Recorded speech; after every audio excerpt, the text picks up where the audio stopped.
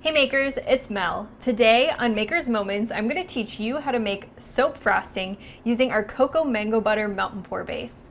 Making soap frosting is a technique that you can use to add some fun textures and shapes to the tops of your soaps.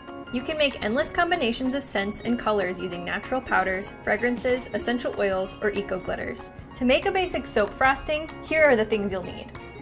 A stand mixer or hand mixer, a bamboo mixing spoon, a glass pouring pitcher, a thermometer, a piping bag, and the piping tip of your choice. In your glass pouring pitcher, add 8 ounces or approximately half of 1 pound block of cocoa mango butter melt and pour base. Then, chop it into smaller pieces and microwave on high at 30-second intervals until fully melted. Note that you'll want to do this in small batches because as you whip your frosting, it will start to expand in your pitcher.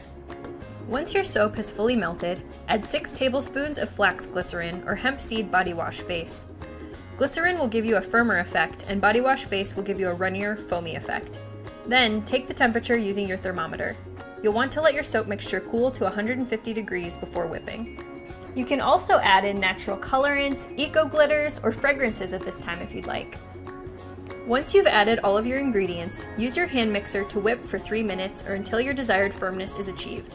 The frosting should be thick but malleable. If it becomes too stiff, you can remelt and re-whip.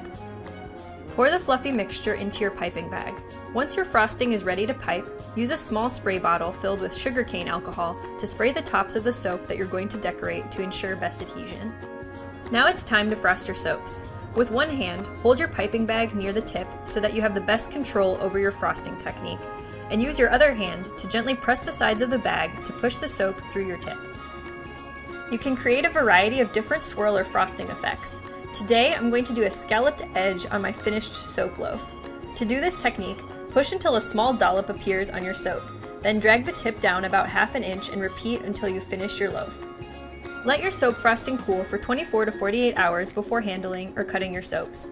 Soap frosting will be stiff but remain slightly tactile, so if you're planning to ship your creations, make sure that they are protected in transit from any bumps or materials that can alter the shape. Pro tip: don't spritz the tops of your soaps with alcohol, as it may cause your soap frosting to deflate. There are endless effects that you can create using soap frosting, so let your creativity run wild. Now that you know how to make soap frosting using melt and pour soap base, we can't wait to see what you create. Are you excited to make soap frosting? Let us know in the comments below, and be sure to subscribe to our channel to stay in the know on all the latest makers tips and tricks. Happy making!